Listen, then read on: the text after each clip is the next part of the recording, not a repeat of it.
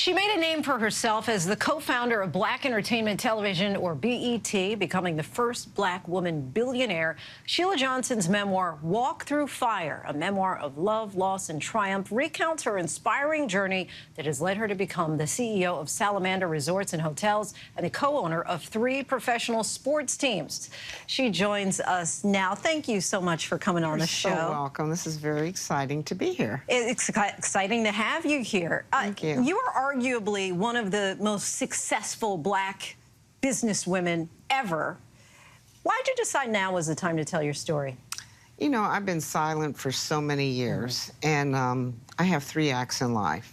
First act is a concert violinist, second act is BET, and third act, you know, my hotel collection. But during every one of those acts, there's been adversity, and more so in the second act. And that was probably the most painful of all. And I felt that being silent for so long was not healthy for me. And this is really a way in which I could start understanding what I had been through.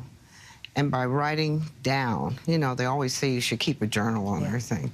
But by writing this book, it's really been a healing process. And so many people have come to me and said, you know, it's time to tell your story. Because people really did know the real story. And so it was cathartic, you said. I'm curious if it was more about you releasing for the first time or also changing the narrative, because I imagine so many people say, oh, you have it so easy. Oh, right? You have no idea, yeah. It was changing the narrative, but it was also, I wanted to inspire so many women. And it's not just me that has gone through what I've gone through, but every time I talk with so many women, they have all the same story. And it's more, we do not communicate with one another. And this is a time where I think it's time to open up and really talk about what's going on in our lives. How can we work together to make our lives better and stronger? And you know, it's just a matter of finding your passion again. I had to also find my identity. I think I was erased for so many years, especially in the second act of my life. It's so interesting that you refer to your life in these different acts. Once you've made it now to the third act, was it difficult to revisit and relive some of the pain and trauma of, for example, you talk about the difficulties to your marriage to Bob Johnson and hurdles as a Black woman in the world of business. How was it, I should ask, reliving some of that really difficult, tumultuous time in your life? You know, I'm going to be very honest with you. I'm still going through a post-traumatic stress. I've had lots of therapy. People have been working with me. I talk about it in the book. And without going through that therapy, I don't think I would have ended up where I am now. I was severely depressed. I was really hanging on by the skin of my teeth, trying to figure out what was going to be my next step. What should I do? I was going through really unbelievable humiliation and betrayal. And it was from your husband at the time. Yes, and it was so public. You talk about how at one point you were just kind of holding on by a thread, and you credit therapy. I am curious if there's anything else that really has uplifted you. People finally speaking out and really starting to support me.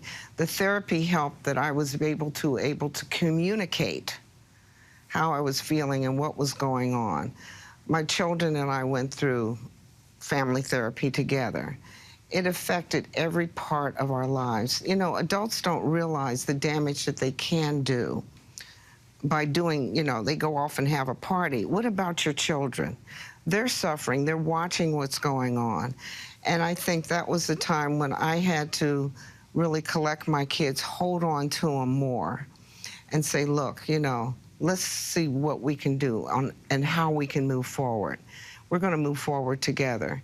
Just switching gears to the business aspect of this all, what advice would you give to a Black female who is trying to climb that proverbial corporate ladder and really seeing some obstacles there?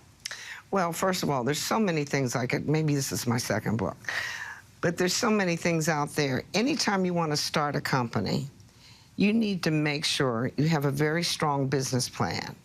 The other thing, you got to be willing to really sacrifice things in your life because you financially have got to take this on. Also, be very open and communicate with the family, your family members around you. Say, look, we're all got to buy into this plan. We're going to have to sacrifice. Ms. Johnson, I could talk to you for hours. Thank you so much for coming on the show. Really appreciate it. Want to let our viewers know that her memoir, Walk Through Fire, a memoir of love, loss, and triumph, is now available wherever books are sold. Hi, everyone. George Stephanopoulos here. Thanks for checking out the ABC News YouTube channel. If you'd like to get more videos, show highlights, and watch live event coverage, click on the right over here to subscribe to our channel. And don't forget to download the ABC News app for breaking news alerts. Thanks for watching.